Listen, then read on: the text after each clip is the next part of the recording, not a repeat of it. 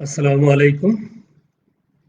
Online ক্লাসে সবাইকে স্বাগতম। আমি মোহাম্মদ কামরুজ্জামান।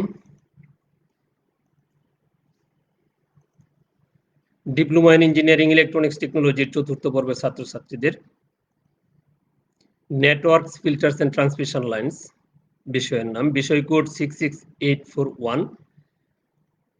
পাঠ পরিকল্পনা উপস্থাপনায় Mohammad Kamruzzaman, instructor tech electronics, Mymensingh polytechnic institute, Mymensingh. আজকে আমরা আলোচনা করব, আমরা গত ক্লাসে যেখানে শেষ করেছিলাম তার প্রথম অধ্যায়ের কিছু অংশ বাকি ছিল। আজকে আমরা ওইটুকু অংশ আলোচনা করব এবং দ্বিতীয় অধ্যায়ের কিছু অংশ আলোচনা করব। যেমন আমরা গত দুইটা ক্লাসে, আজকে অনলাইন ক্লাস থার্ড, তৃতীয় ক্লাস, গত দুই ক্লাসে যেমন আমরা আলোচনা করেছি ইন্টেলিজেন্স থিওরেমের বিবৃতি ও ব্যাখ্যা, সুপারপজিশন থিওরেম, সাবস্টিটিউশন থিওরেমের ব্যাখ্যা, থেভনিন্স ও নর্টনস থিওরেমের ব্যাখ্যা, রেসিপ্রোসিটি থিওরেম। আজকে আলোচনা করব আমরা ম্যাক্সিমাম পাওয়ার ট্রান্সফার থিওরেমের ব্যাখ্যা, প্রথম অধ্যায় থেকে। ম্যাক্সিমাম পাওয়ার ট্রান্সফার থিওরেম হচ্ছে যে ম্যাক্সিমাম পাওয়ার ট্রান্সফার থিওরেম কোনো ডিসি সোর্স হতে কোনো রেজিস্টিভ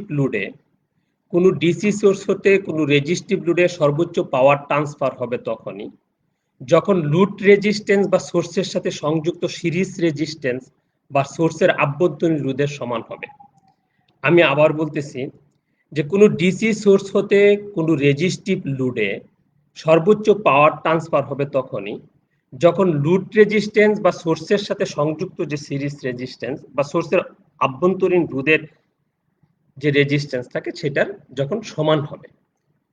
যেমন এইখানে দেওয়া আছে, যেমন এই যে এখানে আরএস, এই যে আমরা যে সার্কিটটা দেখতেছি, এখানে যে এই সোর্সের সাথে সিরিজের যে রেজিস্টারটা সংযোগ আছে আরএস বা আরটিএস সমান সমান দেখা যাচ্ছে, আপনারা দেখতে পাচ্ছেন চিত্রের মধ্যে, যে এই আরএস রেজিস্ট্যান্স যখন এই রেজিস্ট্যান্স আরএল এর সমান হবে তখন এই লোডের মধ্যে সর্বোচ্চ পাওয়ার ট্রান্সফার হবে। এই লোডের মধ্যে তখন সর্বোচ্চ পাওয়ার ট্রান্সফার হবে। আমার বোঝা গেছে মনে হয়। যে ধরা যাক একটি সার্কিটে একটি ডিসি ভোল্টেজ সোর্স যার ভোল্টেজ বিএস, এখানে বিএস দেওয়া আছে, ভিএস যেটা সমান সমান বিটিএস এ ধরা হয়েছে, কারণ আমরা ম্যাক্সিমাম পাওয়ার ট্রান্সফার থিওরেমটা থেভনিনের সাহায্যে আমরা করি, এই জন্য সার্কিটটাতে বিটিএস দেওয়া হয়েছে যে বিএস সমান সমান বিটিএস। তাহলে এই ভোল্টেজ সোর্সটা হচ্ছে বিএস এবং আরএস হলো সোর্সের সাথে সিরিজে সংযুক্ত রোধ এবং আরএল হলো লুড রেজিস্ট্যান্স। আমরা যেটা চিত্র মধ্যে দেখছি যে এখানে ভিএস হচ্ছে ভোল্টেজ সোর্সের যে ভোল্টেজ, আরএস হচ্ছে সিরিজে ভোল্টেজ সোর্সের সাথে সিরিজে সংযুক্ত রেজিস্ট্যান্স, আর বিএল হচ্ছে আরএল হচ্ছে লুড রেজিস্ট্যান্স।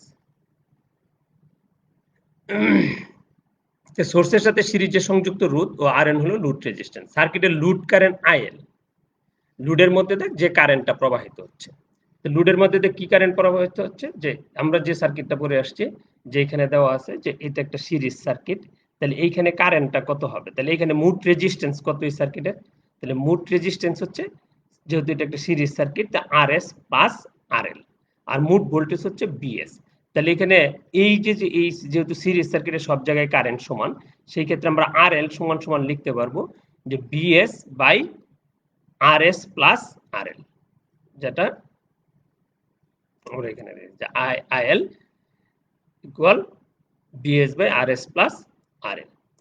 লোডে সরবরাহকৃত পাওয়ার, যে আমার এই লোডে কি পরিমাণ পাওয়ার ড্রপ হবে, অর্থাৎ আরএল লোডে কি পরিমাণ পাওয়ার যাচ্ছে, যে পাওয়ারটা দেওয়া আছে যে পিএল সমান সমান কি, যে আইএল স্কয়ার আরএল, অর্থাৎ লোড কারেন্টের বর্গ ইনটু লোড রেজিস্ট্যান্স। আমরা পাওয়ার সমান সমান কি জানি, যে কারেন্টের ওই লোডের মধ্যে দিয়ে প্রবাহিত কারেন্টের বর্গ আর ওই লোড রেজিস্ট্যান্সের গুণফল। এখন যদি আমরা এই আইএল এর মান, মানে এই লোড কারেন্টের মান এখানে পাওয়া গেছে কি VS by RS plus RL, এই মানটা আমরা বসাই দিছি।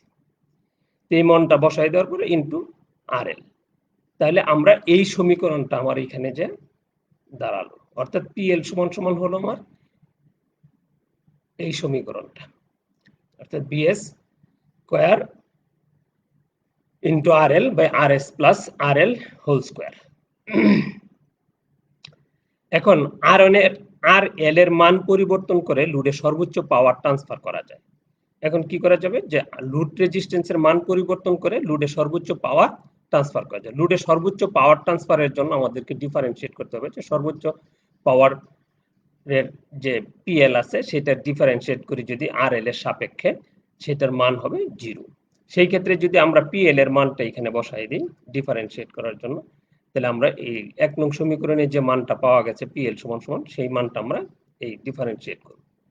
ডিফারেন্সিয়েট করার পরে আমি আমার সমীকরণে বসানো হলো, যে আপনারা দেখতেছেন যারা সেকেন্ড সেমিস্টার থার্ড সেমিস্টার, যেহেতু আপনারা ফোর্থ সেমিস্টারে অবশ্যই ডিফারেন্সিয়েট করতে পারেন, ইন্টিগ্রেশন ডিফারেন্সিয়েশন করে আসছেন, তাহলে আপনারা সহজেই বুঝতে পারবেন। তাহলে এই সমীকরণটাকে ডিফারেন্সিয়েট করার পরে আমরা যেটা পাবো সেটা এই সমীকরণ দাঁড়াবে, দ্বিতীয় সমীকরণটা হবে এই ইকুয়েশনটা দাঁড়াবে। তো এই ইকুয়েশন এটা দেওয়ার পরে এটা থেকে আমরা যদি সমাধান করি যে কোন সার্কিটে এখানে দুইটা অংশ পাওয়া গেছে, একটা বিএস স্কয়ার আর হচ্ছে এই সমীকরণটা ব্র্যাকেটের ভিতর, আমরা জানি যে একটা অংশ যদি জিরো না হয় তাহলে অবশ্যই আরেকটা অংশ জিরো হবে। তো আমরা ধরে নিলাম যে এখানে কোন সার্কিটে পাওয়ার ট্রান্সফারের জন্য ভোল্টেজ কখনোই জিরো থাকে না। তাহলে যেহেতু এটা zero is not equal zero BS, তাহলে অবশ্যই এই সমীকরণটার মান কি হবে, জিরো হবে। আমরা এটা সমাধান যারা করে আসছি আমরা সবাই বুঝি এটা। তাহলে কি হলো যে এই সমীকরণটা সমান ইকুয়াল জিরো। তো এই সমীকরণটা এই পাশে যদি আমি সাইড চেঞ্জ করি তাহলে এটা কি হয়ে যাবে, জিরো হয়ে যাবে। এর পরবর্তী লাইনটা হবে যে R S plus R L whole square minus 2RL R S plus R L. এখন আমি এই সমীকরণ থেকে কি করতে পারি, যে এই আর এস প্লাস আর এলটা কি কমন নিতে পারি। যদি কমন নিই তাহলে আমার কমন নিয়ে আবার এই পাশে নিয়ে গেলে কি হয়ে যাবে, জিরো হয়ে যাবে। তখন আমার সমীকরণটা দেবে আর S plus R L minus 2RL equal zero. এইখানটা আমি পেয়ে গেলাম কি, যে আর এস মাইনাস আর এল ইকুয়াল জিরো, অর্থাৎ আর এস সমান আর এল। অর্থাৎ এই যে আমরা বলছিলাম সোর্সের সাথে যে সিরিজে সংযুক্ত রেজিস্ট্যান্স বা আভ্যন্তরীণ রেজিস্ট্যান্স, সেটা যদি আর এস আর এই ভোল্টেজ লুড রেজিস্ট্যান্স, ওই সার্কিটের লুড রেজিস্ট্যান্স আর এল যদি সমান হয় তাহলে সার্কিটের মধ্যে সর্বোচ্চ পাওয়ার ট্রান্সফার হবে। তাহলে আমরা ম্যাক্সিমাম পাওয়ার ট্রান্সফারের থিওরেমটা আমরা অবশ্যই প্রমাণ করতে পারলাম। যদি এইটা আমার সঠিক হয়ে যায় তাহলে আমার প্রমাণ ইজি। তাহলে এটা আমরা দেখব যে অর্থাৎ লুড রেজিস্ট্যান্স সোর্সের ইন্টারনাল রেজিস্ট্যান্সের সমান হলে লোডে সর্বোচ্চ পাওয়ার ট্রান্সফার হবে। ম্যাক্সিমাম পাওয়ার ট্রান্সফার থিওরেম নিম্নলিখিতভাবে ব্যাখ্যা করা যায়। যেমন কোনো ডিসি সার্কিটের লুড রেজিস্ট্যান্স যখন থেভনিন সমতুল্য রোধের সমান হয় তখন লোডে সর্বোচ্চ পাওয়ার ট্রান্সফার হবে। বলতেছি কি, যে কোনো ডিসি সার্কিটের লোড রেজিস্ট্যান্স যখন থেভনিনের সমতুল্য রোধের সমান হয় তখন লোডে সর্বোচ্চ পাওয়ার ট্রান্সফার হয়। অর্থাৎ আমরা যখন আগের ক্লাসগুলোতে আমরা পড়ে আসছি যে থেভনিন একটা series voltage source, Thevenin resistance, Thevenin load resistance, যদি আমাদের ওইগুলো কি যে যদি সমান হয় তাহলে সেটা কি সর্বোচ্চ পাওয়ার ট্রান্সফার হবে। তো সর্বোচ্চ পাওয়ার ট্রান্সফারের সূত্র হলো সর্বোচ্চ লোড কারেন্ট আইএল, এটা কি VS by R S plus R L by VS by 2RS। অর্থাৎ যখনই এটা সমান হবে তখন আমরা কি আর এল এর পরিবর্তে আর এস বসাতে পারবো, যেহেতু আর এল সমান আর এস সমান আর এল, তাহলে বিএস বাই 2RS। অতএব সর্বোচ্চ পাওয়ার ট্রান্সফারের ক্ষেত্রে পিএল ম্যাক্সিমাম, তাহলে কি হবে, লোড কারেন্ট স্কয়ার বর্গ ম্যাক্সিমাম আরএস বা এই বিএস বাই 2RS স্কয়ার, অর্থাৎ VS whole square by 4RS সর্বোচ্চ পাওয়ার। সোর্স কর্তৃক মোট সরবরাহকৃত পাওয়ার, তাহলে এখন যদি আমি সোর্স থেকে যে পাওয়ারটা দিছি সেটা কি হবে আমার, সেটা যে পিটি, যে সেটা যদি টোটাল পাওয়ার হয় তাহলে পিটি সমান সমান হবে পিএস। পিএস মানে এই সোর্সের সাথে যে রেজিস্ট্যান্স লাগানো, রেজিস্টারটা লাগানো, সেইটার যে ভোল্টেজ ড্রপ, সেইখানে যে পাওয়ারটা হবে সেই পাওয়ার, আর লুড রেজিস্টার যে পাওয়ার সেটার পাওয়ার, এই দুইটা পাওয়ারকে যোগ করলে আমার কি পাওয়া যাবে, টোটাল পাওয়ার। তাহলে আমি যদি দুইটাই যেহেতু সমান, দুইটার মান বসাই দিলে আমার এই ভ্যালুটা চলে আসবে। অর্থাৎ মোট পাওয়ারের ক্ষেত্রে আমার বিএস হোল স্কয়ার 2RS। আমরা একটা উদাহরণ দেখি যে আমরা ম্যাক্সিমাম পাওয়ার ট্রান্সফার থিওরেমের ক্ষেত্রে একটা উদাহরণ দিই যে সার্কিটে আর1 এর মান কত হলে এতে সর্বোচ্চ পাওয়ার ট্রান্সফার হবে, মানে লুড রেজিস্টরের মানটা কত হলে এর মধ্যে সর্বোচ্চ পাওয়ার ট্রান্সফার হবে, লুডের সর্বোচ্চ কারেন্ট এবং সর্বোচ্চ পাওয়ারই কত হবে। এরকম যদি একটা উদাহরণ আমরা গাণিতিক সমাধান দেখি, যেখানে একটা সার্কিট দিছি যে maximum power transfer theorem with example যেটা দেওয়া আছে, যে আমরা যদি এই অঙ্কটা দেখি তাহলে আমরা ম্যাক্সিমাম পাওয়ার ট্রান্সফারের ক্ষেত্রে এটা বাইর করতে পারবো, মানে থিওরেমের সাহায্যে এই অঙ্কটা আমরা সমাধান করতে পারবো। তো এখানে একটা সার্কিট দেওয়া আছে, একটা ভোল্টেজ সোর্স দেওয়া আছে 10 ভোল্ট, একটা রেজিস্টর দেওয়া আছে 6 ওহম, আর তার প্যারালালে আরেকটা 6 ওহম, তার সাথে আরেকটা 2 ওহম, এবং এ বি প্রান্তে আরএল লুড রেজিস্টর সংযোগ করা আছে। আমি বলে নিই প্রথমেই যে আমরা যখন ম্যাক্সিমাম পাওয়ার ট্রান্সফার থিওরেমগুলো মানে এটা সাধারণত আমরা থ্যাবনিন সূত্রের সাহায্যে করে থাকি। তাহলে আমরা যদি থ্যাবনিনের সূত্রের সাহায্যে করে থাকি, তাহলে থ্যাবনিন থেকে আমাদেরকে অবশ্যই এই যে আমরা কি নির্ণয় করতে হবে, আমাকে থ্যাবনিন ভোল্টেজ নির্ণয় করতে হবে, থ্যাবনিন রেজিস্ট্যান্স নির্ণয় করতে হবে। তো থ্যাবনিন ভোল্টেজ নির্ণয় করতে গেলে আমরা থ্যাবনিনের অঙ্ক যেহেতু আগেই করে আসছি, তখন আমাকে কি করতে হবে, এই যে এ বি প্রান্তটা সার্কিট থেকে কি খুলে ফেলতে হবে। এই আইবি প্রান্তটায় আর এল লুডটাকে সার্কিট থেকে খুলে ফেলতে হবে। খুলে ফেলার পরে এই সার্কিটের মোট রেজিস্ট্যান্স নির্ণয় করতে হবে। খুলে ফেলার পরে এই সার্কিটের মধ্যে দিয়ে প্রবাহিত কারেন্ট নির্ণয় করি। তাহলে এই দিক দিয়ে তখন 6 ওহমের মধ্যে দিয়ে এই দিক দিয়ে একটা কারেন্ট আসবে, কারেন্ট এসে এই দিক দিয়ে এইখানে চলে যাবে। এই দিকে আর কোনো কারেন্ট যাবে না, যেহেতু এ বি প্রান্তটা খোলা। আমরা এটা আগে বোঝানো হয়েছে। তাহলে এই সার্কিটের মধ্যে প্রবাহিত কারেন্ট হবে 10/6 প্লাস 6, 10/6 প্লাস 6। দেখি আমরা কি করব। তো প্রথমে রোধকে খুলে এতে থেভেনিনের সূত্র প্রয়োগ করে থেভেনিন সমতুল্য সার্কিট অঙ্কন করা হলো। তো সার্কিটের 6 ওহমের মধ্যে দিয়ে প্রবাহিত কারেন্ট I সমান কি পাবো আমরা, 10/6 প্লাস 6 অর্থাৎ 0.83 এম্পিয়ার। অন 6 ওহম রোধের ভোল্টেজ ড্রপ বা থেভেনিন ওপেন সার্কিট ভোল্টেজ, অর্থাৎ প্যারালালে যে রেজিস্টারটা ছিল সিরিজের 6 ওহমের ওর মধ্যে দিয়ে প্রবাহিত ভোল্টেজ ড্রপ অর্থাৎ VTH 6, মানে 6 হচ্ছে রেজিস্টারের মান, আর ওর মধ্যে দিয়ে প্রবাহিত কারেন্ট হচ্ছে 0.83 অর্থাৎ 5 ভোল্ট। VTH আমরা পেয়ে গেলাম। ভোল্টেজ সোর্স শর্ট করে এ ও বি প্রান্তের মধ্যে দিয়ে থেভেনিন সমতুল্য রোধ পাওয়া যাবে RTH।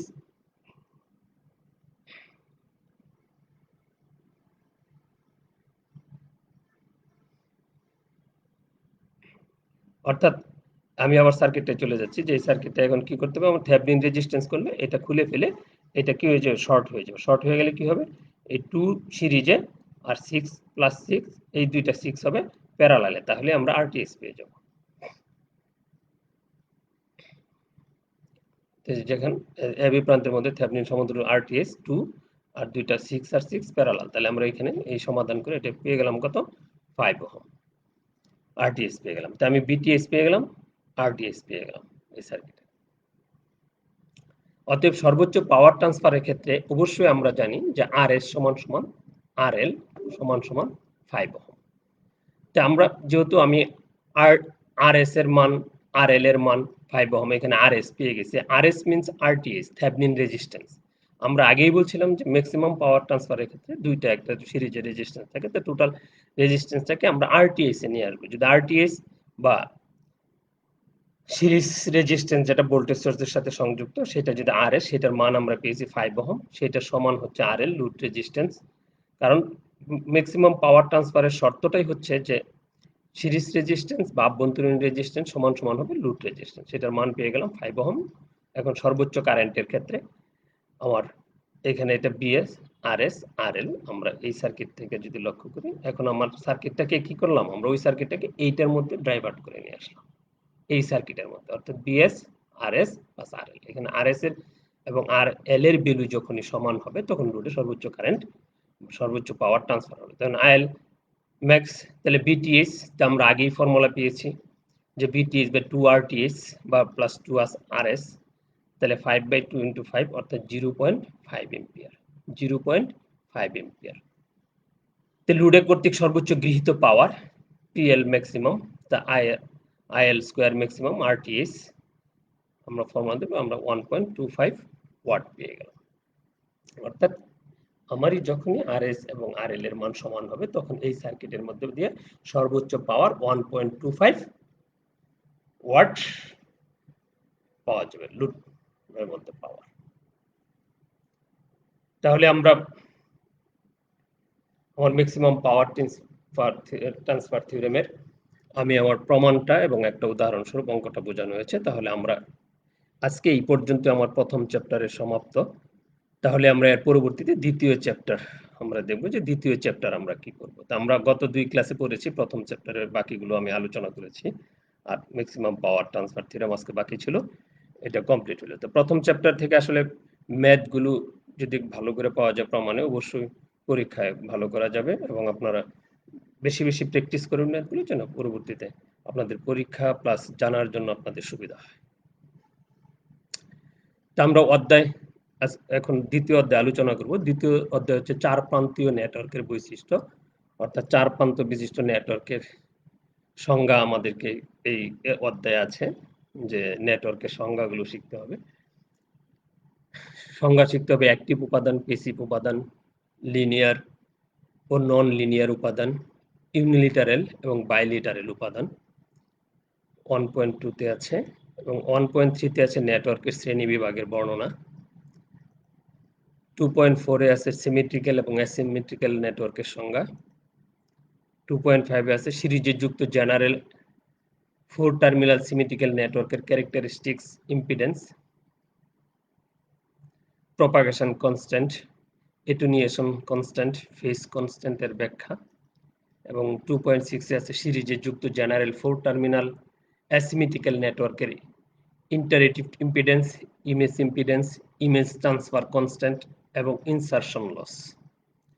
তো এই হচ্ছে আমাদের চার প্রান্তীয় নেটওয়ার্কের বৈশিষ্ট্যের মধ্যে এই দ্বিতীয় চ্যাপ্টারের মধ্যে এই আমাদের 2.1 থেকে 2.6 পর্যন্ত আমাদের সিলেবাস অনুযায়ী যা আমাদেরকে পড়তে হবে। তো আজকে আমরা নেটওয়ার্কের সংজ্ঞাগুলো দেখব। যে প্রথমে 2.1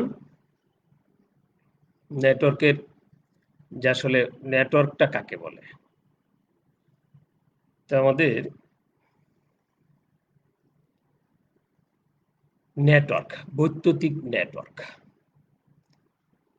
বৈদ্যুতিক শক্তির এক বা একাধিক উৎস এবং বিভিন্ন প্রকারের সার্কিটের উপাদানের সমন্বিত যে কোনো ব্যবস্থাকে বৈদ্যুতিক নেটওয়ার্ক বলে।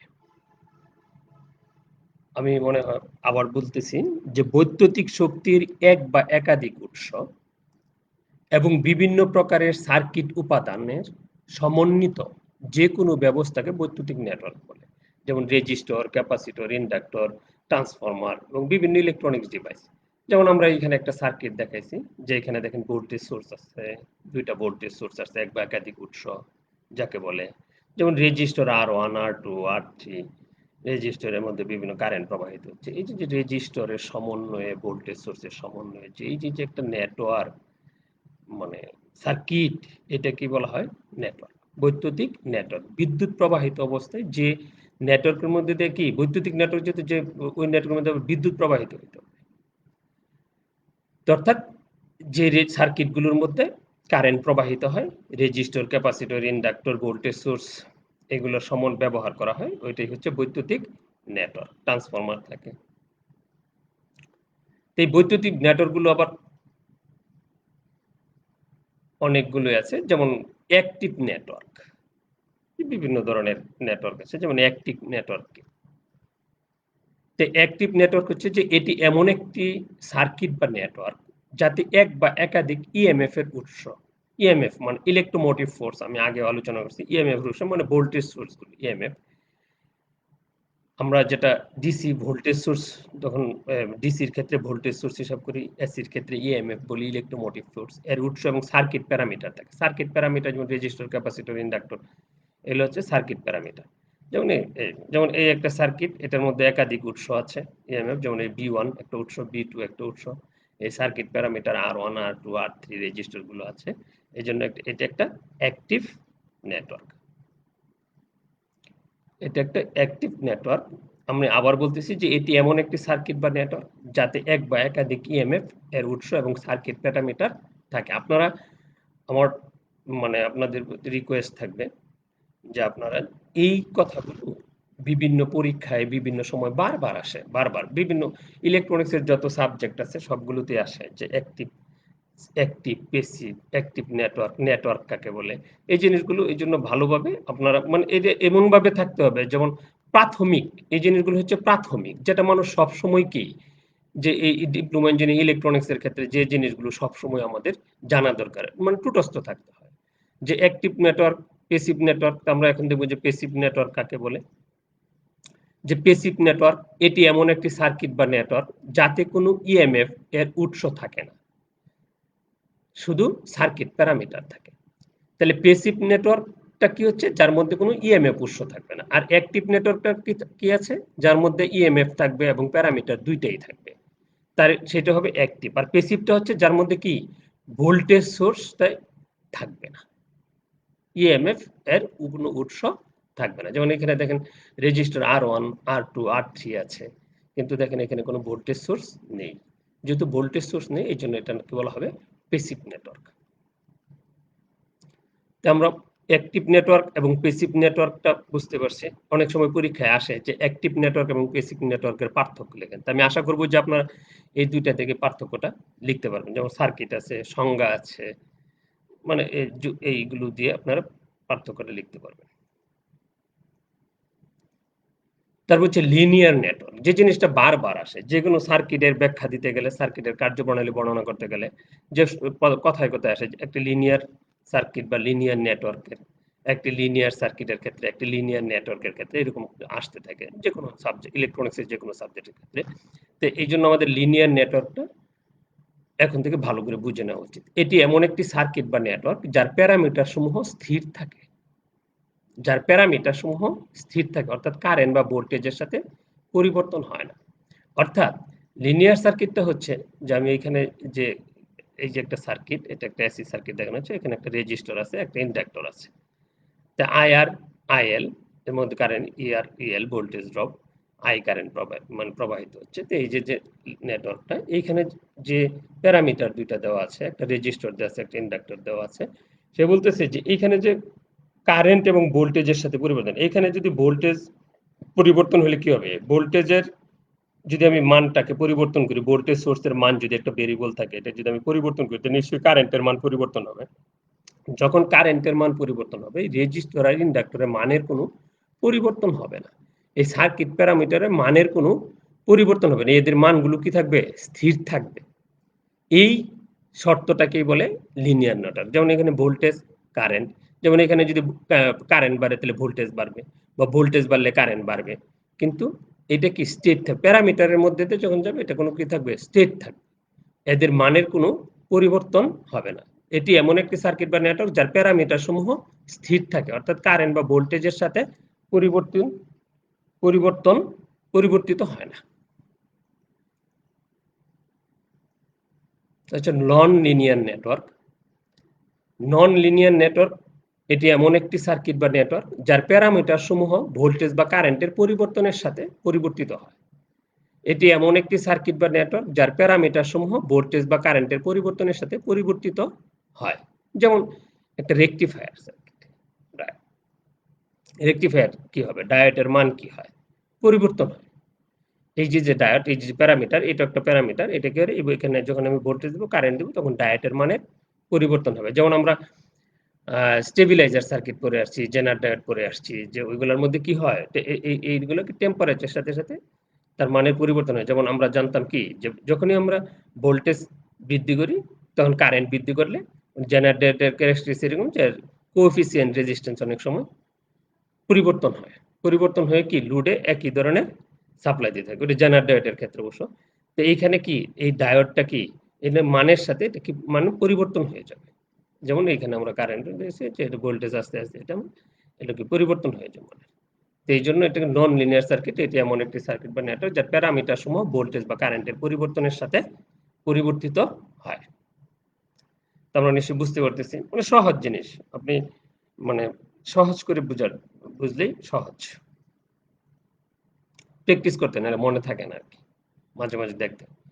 ইউনিলিটারাল নেটওয়ার্ক, এটি এমন একটি সার্কিট বা নেটওয়ার্ক যার কার্যক্রম বা অপারেশনের দিক অনুযায়ী এর বৈশিষ্ট্য বা গুণাবলীর পরিবর্তন হয়। যেমন ডায়োড, বা উভয় দিকে কাজ করে না।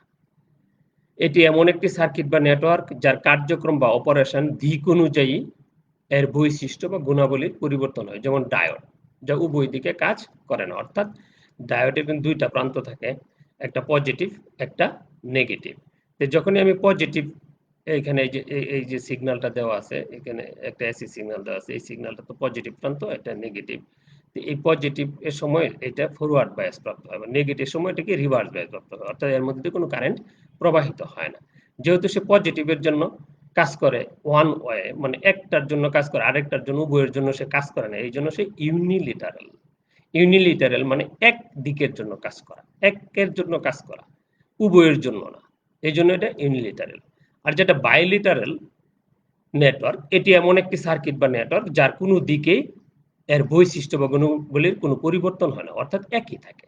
অর্থাৎ বাইলিটারালের ক্ষেত্রে সে উভয় দিকেই কাজ করবে, তার কোনো বৈশিষ্ট্যের পরিবর্তন হবে না, সে উভয় দিক দিয়ে কাজ করবে। যেমন রেজিস্টর টাইপ আছে, যেটা রেজিস্টর কারেন্ট, আমি মানে উভয় দিকে যদি সাপ্লাই দিই তাহলে আমার কারেন্ট প্রবাহিত হইতে থাকবে, এটা কোনো পরিবর্তন হয় না। যেমন এখানে দেখাচ্ছে বাইলিটারাল সার্কিট ট্রান্সমিশন লাইন। ট্রান্সমিশন লাইনে কি, যদি এইখান থেকে দেওয়া হয় তাহলে এই দিকে যাবে, আবার যদি এইখানে দেওয়া হয় তাহলে এই দিক দিয়ে কারেন্ট। ট্রান্সমিশন লাইনকে একটি বাইলিটারাল নেটওয়ার্ক বলা হয়, বা যার উভয় দিকে কাজ করে। আমরা ট্রানজিস্টরের ক্ষেত্রে বলি যে ট্রানজিস্টর বাইলিটারাল, আবার ফ্যাডের ক্ষেত্রে বলি যে ফ্যাড ফিল্ড ইফেক্ট ট্রানজিস্টর, আমরা যারা ফার্স্ট সেমিস্টারে পড়ে আসছি, সেটা আবার ইউনিলিটারাল টাইপ। এখানে একটা বাল্ব দেওয়া দেখানো হয়েছে, যেখানে একদিকে কাজ করতেছে, তার একদিকে কাজ করবে না, বাইলিটারাল। আমাদের এই চার প্রান্ত নেটওয়ার্কের বিশিষ্ট বাড়ির কাজ থাকবে আমাদের দ্বিতীয় চ্যাপ্টারে। বাড়ির কাজ থাকবে যে সংজ্ঞাগুলো লিখতে হবে, অ্যাক্টিভ উপাদান, প্যাসিভ উপাদান, লিনিয়ার ও নন লিনিয়ার উপাদান, ইউনিলিটারাল এবং বাইলিটারাল উপাদান।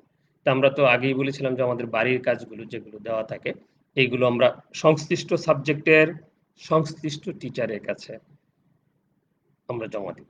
অর্থাৎ আমার ক্লাসের এই সাবজেক্টের যে টিচার নেয় তার কাছে আমরা একটা সেশনাল খাতা করে বা এইগুলো আমরা শিখে আমরা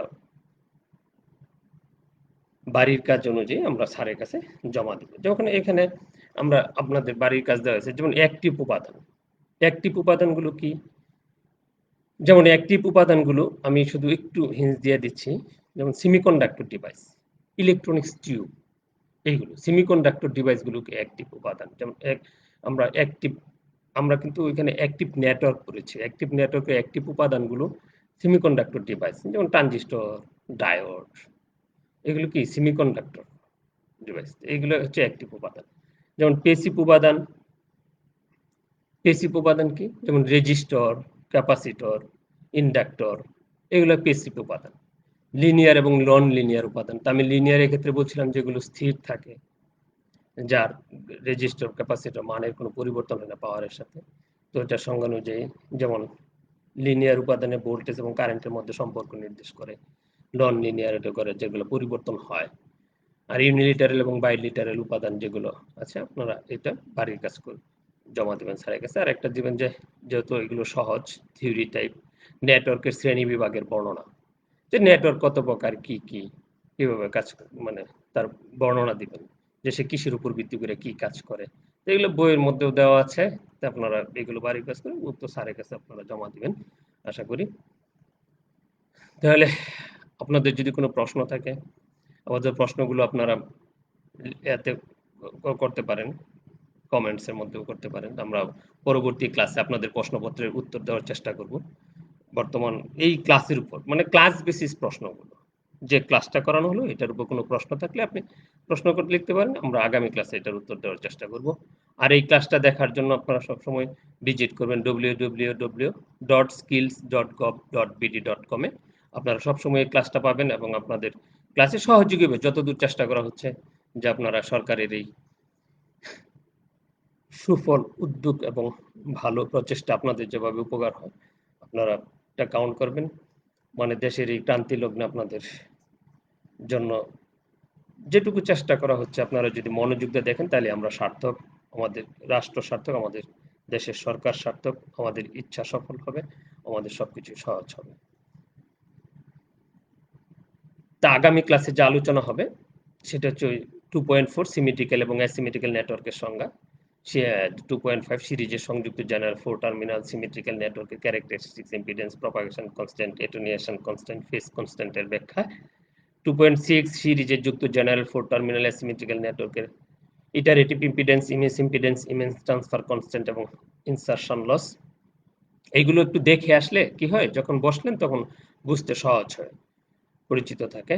তো ধন্যবাদ সবাইকে আজকের এই অনলাইন ক্লাসে। আল্লাহ হাফেজ।